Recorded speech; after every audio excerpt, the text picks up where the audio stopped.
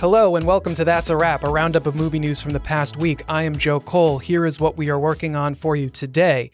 I will be joined by correspondent at Fandango and Rotten Tomatoes, Erik Davis. We will discuss The Odyssey, which had its world premiere this week. First reactions to the movie also started appearing on social media from critics and members of the press who saw it at early screenings. Erik has seen the film and he will be sharing his thoughts. We also have a picks preview today. Erik and I will break down the recently released trailer for Dune Part 3, The Odyssey and Dune Part 3 all in one show. What a day. And we will wrap things up with what to watch. This week we are highlighting the films Moana and The Invite, which both released in theaters nationwide today. I attended a special red carpet screening event for Moana at United Palace here in New York, and I will share some highlights from the event. Let's now bring in correspondent at Fandango and Rotten Tomatoes, Erik Davis. Erik, thank you for joining us again. Really appreciate it. Thank you for having me. Absolutely, especially getting to talk about this next story. We are going to begin today with one of the most anticipated movies of the year, The Odyssey. On Monday, the film from Christopher Nolan had its world premiere at the Odeon Lux Leicester Square in London. A Trojan horse towered over the star-studded sandy carpet. And on Wednesday, the film had another premiere in Paris at the Grand Rex. The Odyssey boasts a mega all-star cast that includes Matt Damon, Tom Holland, Anne Hathaway, Robert Pattinson, Lupita Nyong'o, Samantha Morton, Zendaya, Charlize Theron, John Bernthal, Benny Safdie, John Leguizamo, Mia Goth, Himesh Patel, and many more. It is Nolan's 13th feature film as a director. He wrote the screenplay based on Homer's ancient Greek epic poem. And on the same day, The Odyssey had its world premiere. First reactions to the movie were officially revealed. The social media reaction embargo for the movie lifted on Monday at 5:30 p.m. Eastern Time, and reactions started pouring in from members of the film press who have seen the movie. And they were overwhelmingly positive, with it being called astonishing, epic, and Nolan's biggest film to date. Universal handled first reactions somewhat differently for The Odyssey. The film skipped social media influencer word-of-mouth screenings, which allow influencers and fan bloggers to react first to the film on social media.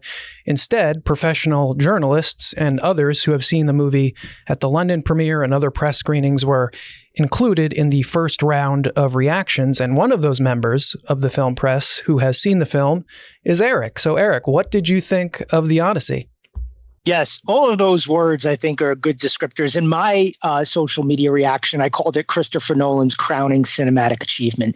And I really did feel that way. I think the first thing I thought about when I left the theater, and I consider myself lucky, I did get to watch this in IMAX 70 millimeter, which is the way that Christopher Nolan would hope that people are able to experience this film. It's the way he intended people to experience this film in what I consider to be the best IMAX theater in the world. And that's it in Lincoln Square here in New York City. So I feel myself very lucky. I've gotten to experience this film the way the filmmaker intended to. And when I walked out, I said, this feels like Christopher Nolan has taken all of these things that he's learned throughout his career making movies, all of the things that he's learned throughout this journey with IMAX that he's had, really being a pioneer and sort of taking IMAX and bringing it to cinema.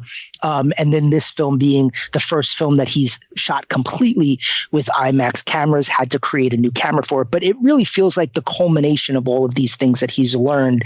And then, got to Oppenheimer, swept the Oscars, and arrived at this place where he had this gigantic toolbox of everything that he's learned. And now sort of what feels like maybe kind of a blank check to say, okay, man, you've swept the Oscars.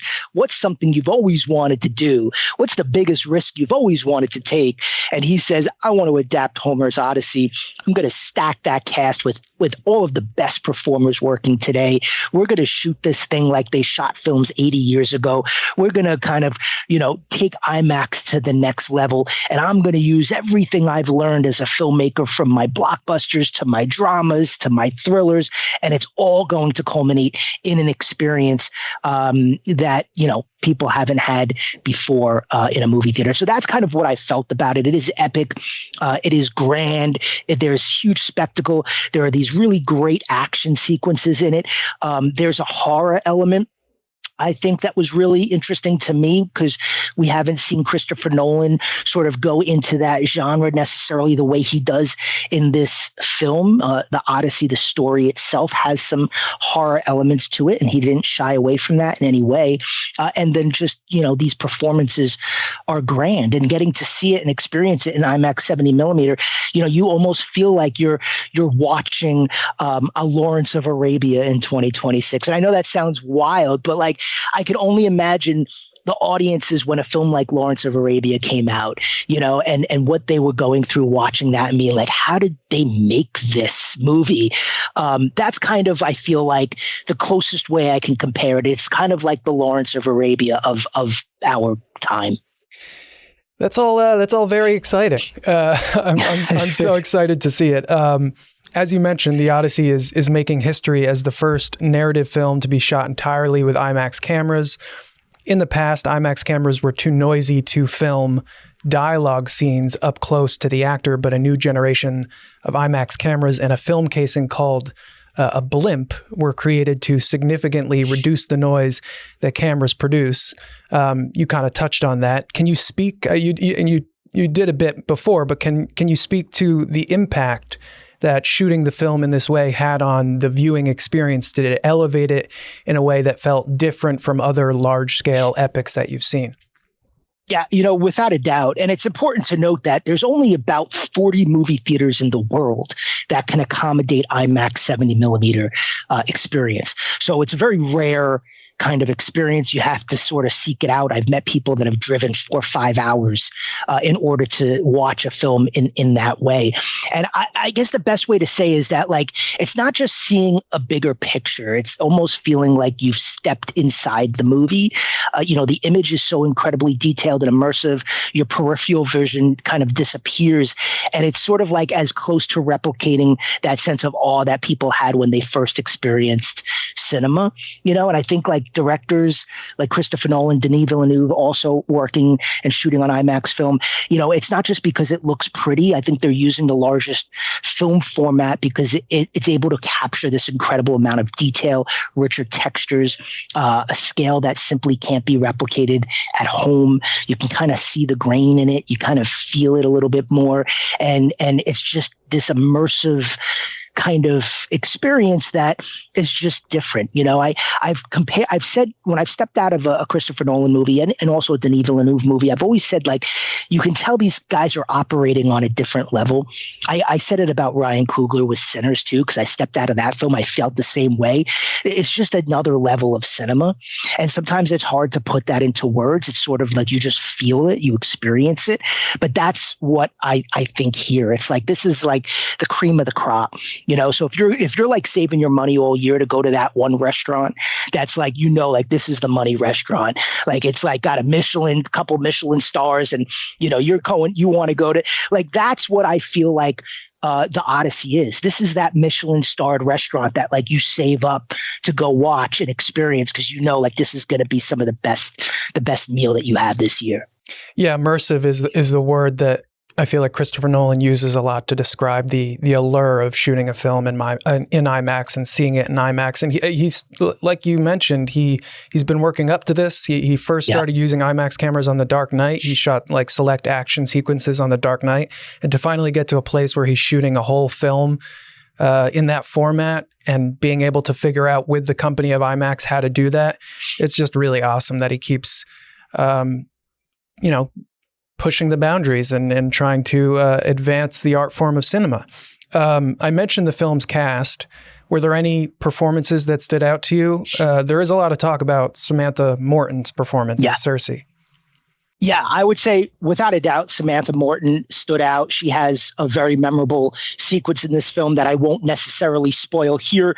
But, he has said that when they shot that sequence, there was a round of applause on set for her performance. And he says the only time that's ever happened before was with Heath Ledger with the Joker on the set of The Dark Knight. Not so that kind of comparison. Not a bad comparison. Kind of gives you a little bit of a window into what you're going to see there. I would say Morton's performance is a little bit more subdued. I would say Joker is a very over the top performance. So I wouldn't necessarily think it's a 1-to-1 there. Mm-hmm. But it's a very, very very great performance. So Samantha Morton, without a doubt, is great in the film. I think Anne Hathaway is doing some career work here. I think Matt Damon is doing some career work here. I'm a huge fan of Robert Pattinson.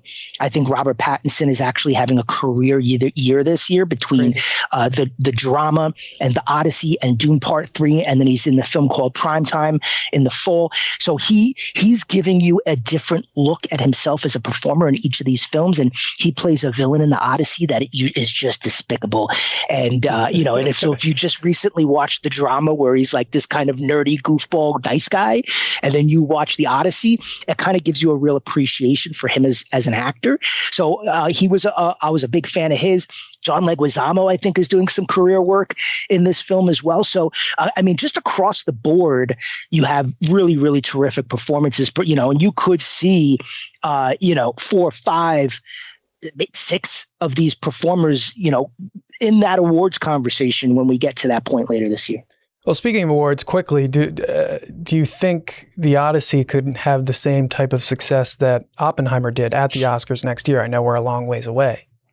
Yeah, look, having seen the film, and when I left that film, I said I would be shocked if this movie did not receive at least 10 Oscar nominations. Just in its just in its production design and its costumes and its score and its makeup and hairstyle and its effects, like all of that stuff, and its adapted screenplay, it feels like a given. And then you look at Best Director, feels like a given. Best Picture feels like a given. And then, like I said, you have this sort of 5, 6 people in the cast that could all be in the conversation. What's interesting, though, is that if Christopher Nolan does win Best Picture for the Odyssey, he'll only become the second filmmaker ever to win Best Picture on consecutive films. The other person that's done that is David Lean, who of course directed Lawrence of Arabia, which was one of those films. So, there's some history on the line here. I expect this to be the first major storyline of Oscar season as we sort of head in that direction.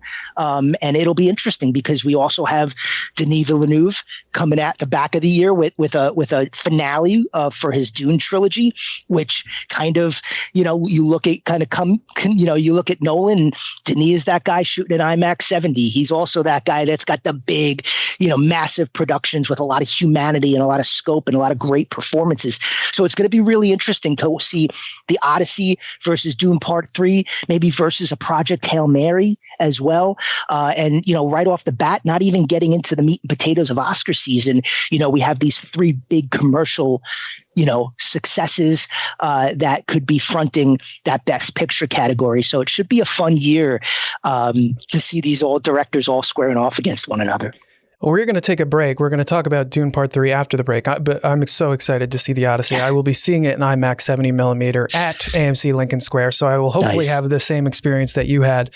But like I mentioned, we are going to take a quick break. When we come back, Erik and I are going to share our thoughts on the recently released trailer for Dune Part 3. Stay with us.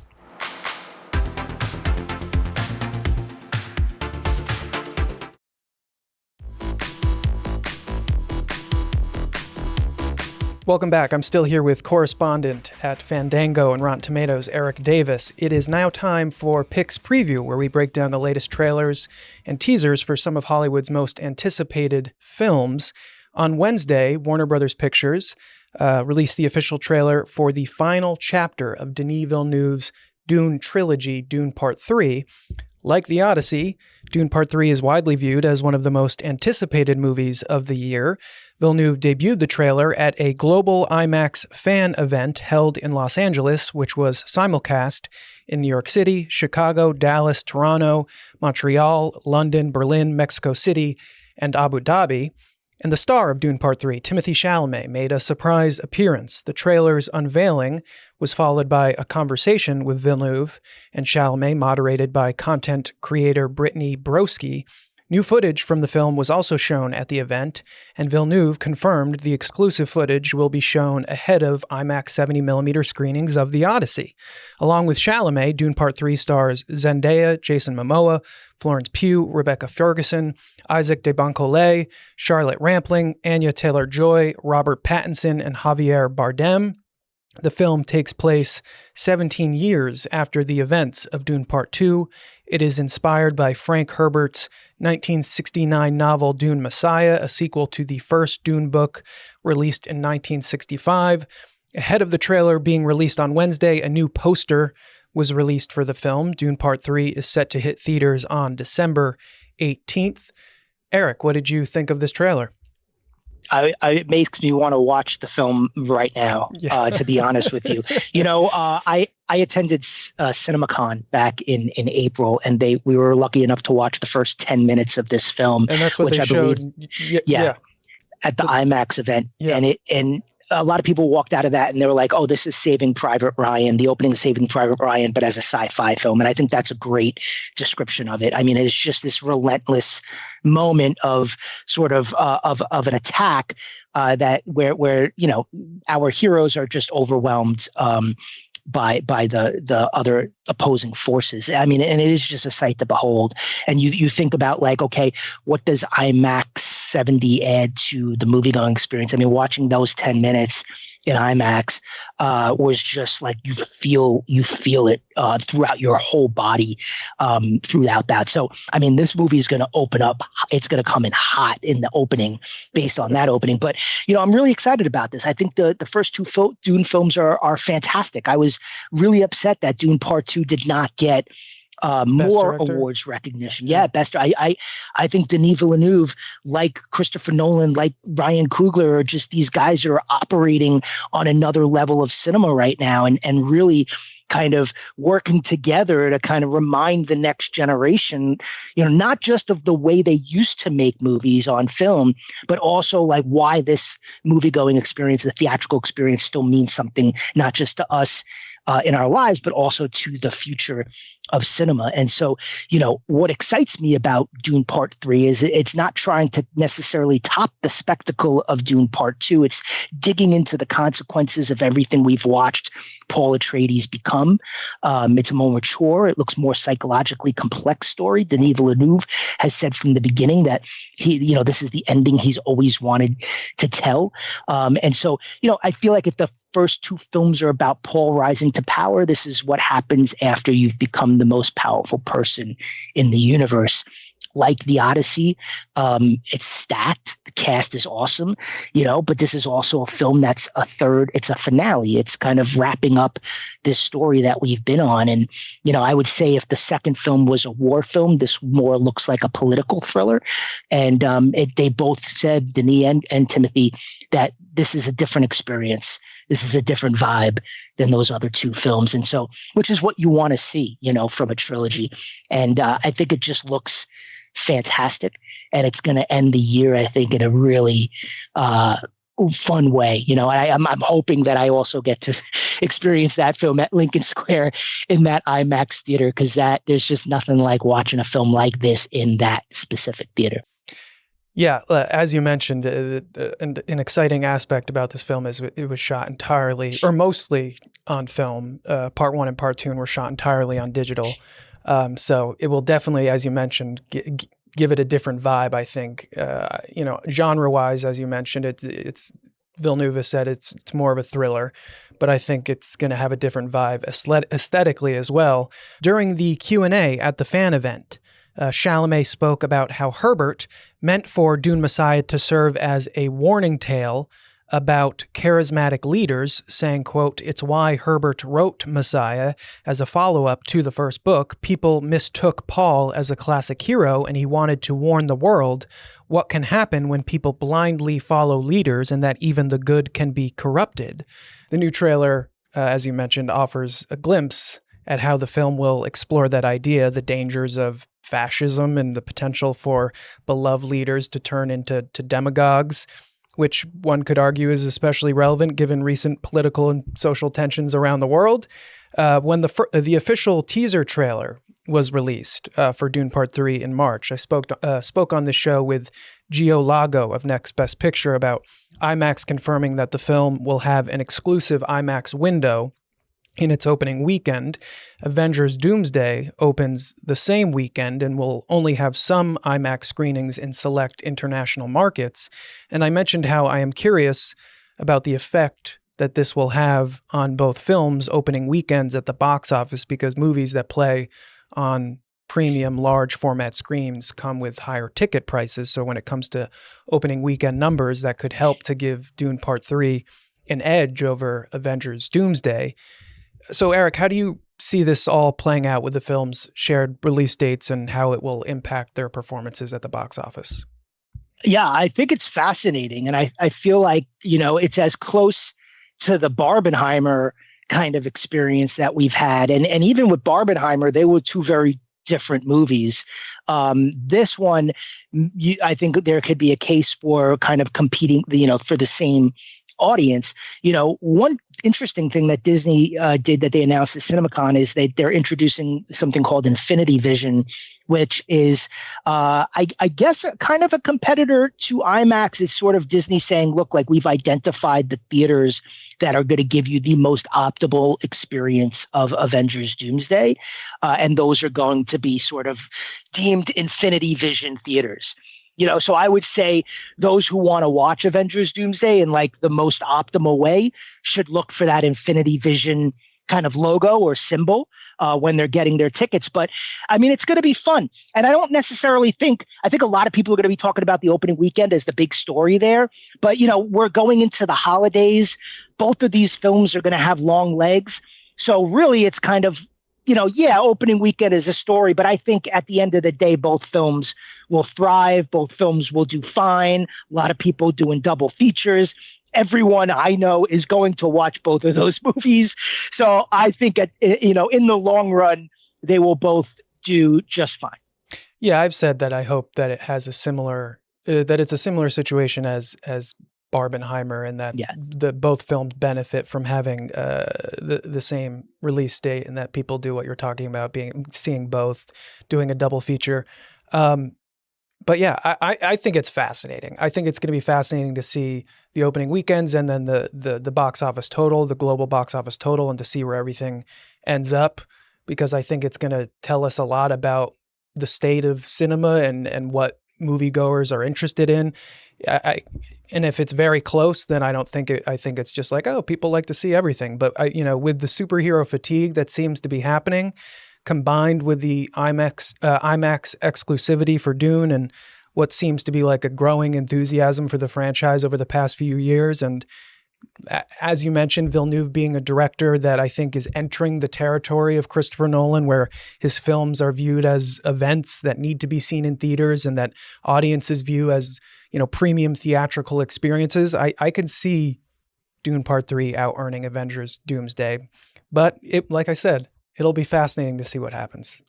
Yeah, I think if you were going to say, Erik, you got to make a bet right now. Yeah.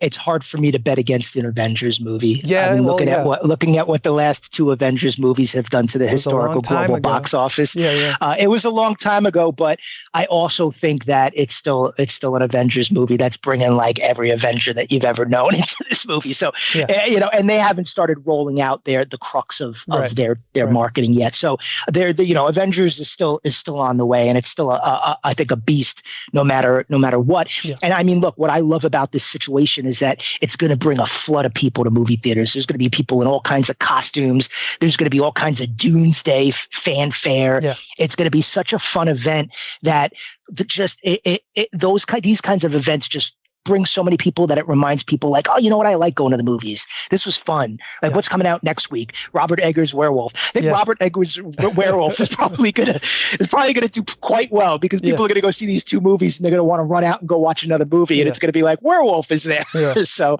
that film should do well too. But I just get excited when there's moments like this. Yes, there's a lot of competition. It is like a title bout, but it's just gonna bring a lot of people out to the movies. And I think in 2026.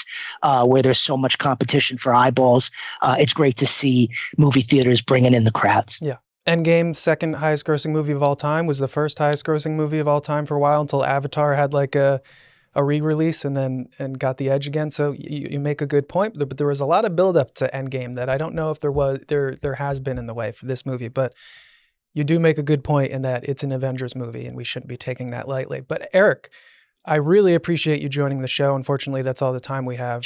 Thank you. I really appreciate it. Thanks, man. All right, man. Have a good one. Coming up, a new movie to watch in theaters this weekend is Moana. Yesterday, I was at a special red carpet screening event for the film. I will show you some highlights from that event. That's after a quick break.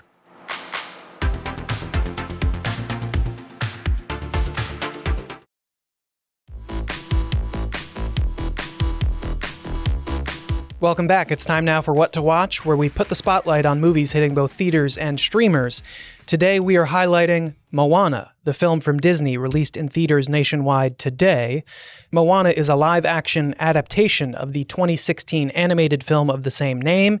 It stars Catherine Lagaia as the title character in her feature film debut, and Dwayne Johnson is returning as Maui. Last night, I had the privilege of being at a special red carpet screening event for the film at the United Palace here in New York, and I spoke with Johnson about how the film builds on the way the animated Moana movies honor Polynesian culture. And I also spoke with him and Moana director Thomas Kail about Johnson's passion for making movies and his commitment to doing whatever he needs to do to make his films as good as possible. What the live action version aspires to be from the animated version is real flesh and blood. And I was a big advocate of this. Why do you make it now?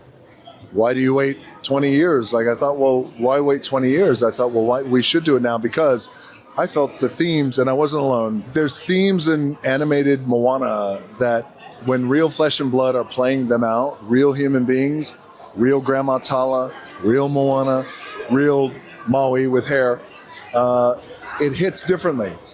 And you found that, and it hits people differently. The animated version was beautiful.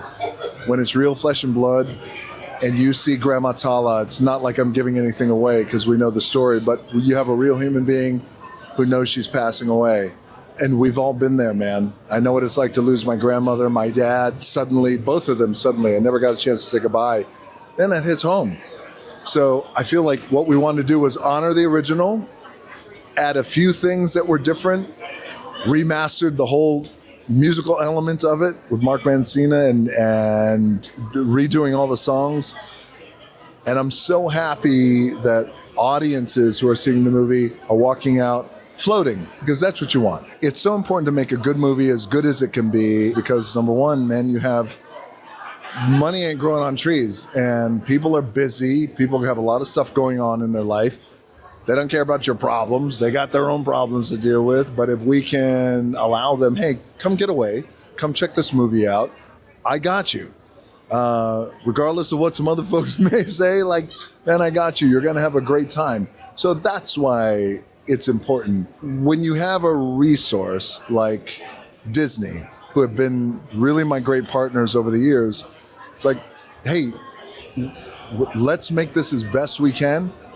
And the ultimate goal is to serve the audience and send them home happy. That's it. And I think that's what we're doing. Dwayne was the first person I talked to. You know, Dwayne is a producer, and he's one of the stars of this film, Dwayne and Catherine. And in that initial conversation, Dwayne and I realized we had a lot of things in common. And within 5-10 minutes, we realized, oh, you might have been in that part of the forest and I was over here, but we found each other. And we were just talking about this 20 minutes ago. This movie is for always. I work in the theater. Theater goes away. Every show closes.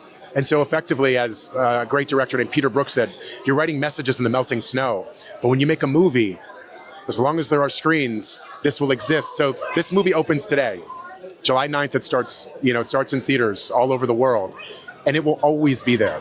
And that lasting idea that we can celebrate culture, put Polynesians in the center of a story for always, is a profound responsibility, and one that I was so honored to be a part of. I also spoke with Lin-Manuel Miranda on the red carpet. He is a producer on Moana. He also co-wrote the songs in the first Moana animated film, which return in the live-action version, and he wrote a new song for the film titled Along the Way. It features vocals from both Moana actors Lagaia and Auli'i Cravalho, who voices Moana in the animated films, as well as Johnson. I asked Miranda about the process of creating the new song after Kohle initially pitched him the broad idea of it featuring both Moana actors. I also spoke with him and Kohle about their creative partnership.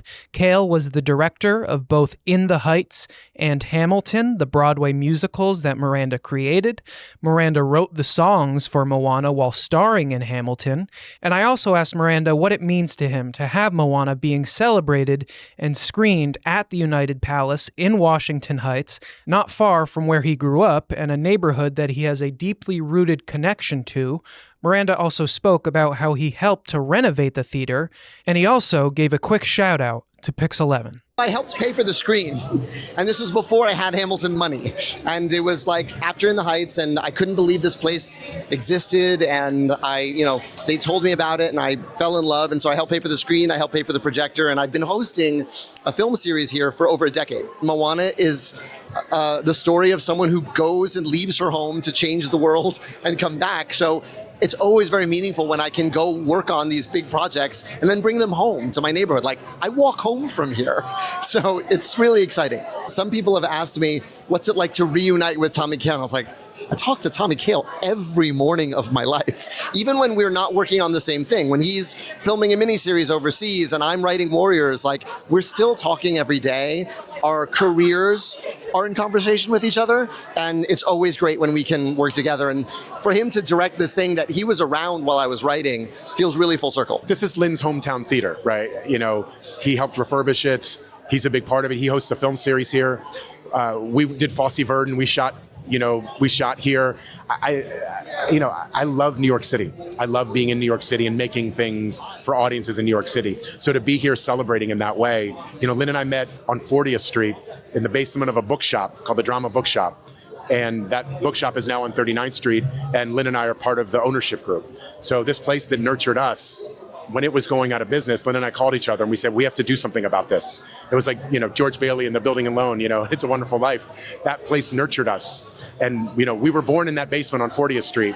So the fact that 24 years later, he's standing to my left, we're on stage 5 minutes ago, or we're sitting on set together, making this film, it was an absolute joy, and one it's not lost on me how rare and wonderful that is. My process with Tommy is I always send him a verse and a chorus first before I finish it, because I don't want to spend a lot of time on a song and I'm not on the right track. So he told me the idea. He's like, what if it's Auli'i and Catherine? And I was like, shut up. I'll have it in a week.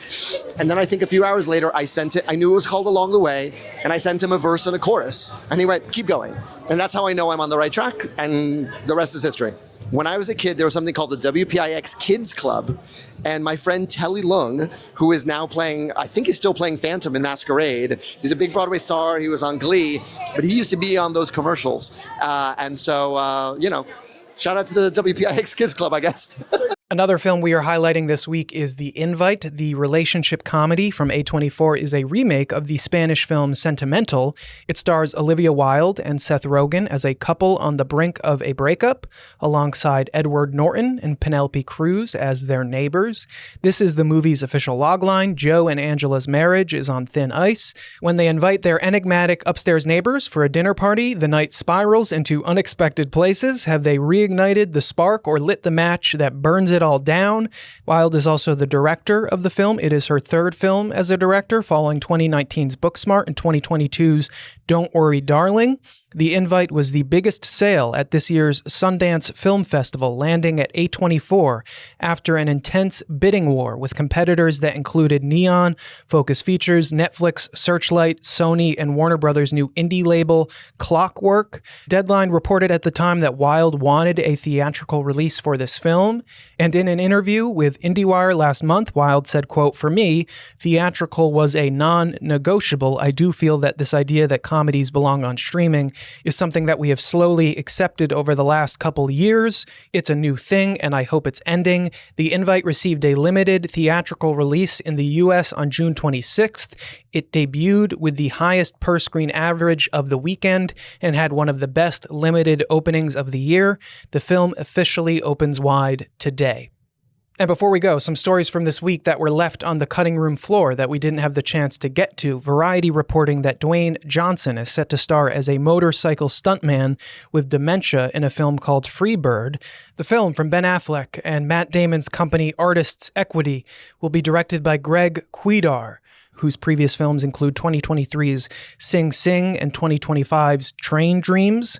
Obsession star Indy Navarrete revealing in an interview with Nylon Magazine that she recently met with two of her so-called dream directors, Michael Mann and Jake Schreier. A lot of talk about how maybe she's starring in Michael Mann's Heat 2 or in the X-Men movie for Marvel that Jake Schreier is directing. He also directed the Thunderbolts movie for Marvel.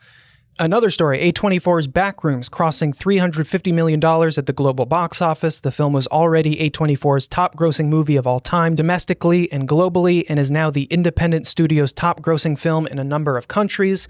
The Hollywood Reporter reporting that Vicky Krieps, George McKay, and Omar Sy are joining the cast of the Ocean's 11 prequel. Bradley Cooper is directing and starring in the film. The cast also includes Margot Robbie, Wagner Moura, Monica Barbaro, and Josh Gad. Page 6 reporting that New Girl creator Liz Merriweather will write the screenplay for Universal's Britney Spears biopic from director John M. Chu. And The Insnider reporting in Variety and Deadline confirming that Sacha Baron Cohen has wrapped production on a new Ali G film that was shot in secret. That will do it for today's edition of That's a Wrap. Be sure to stay tuned for more on Pix11 Plus. I am Joe Kohle. Thank you for watching.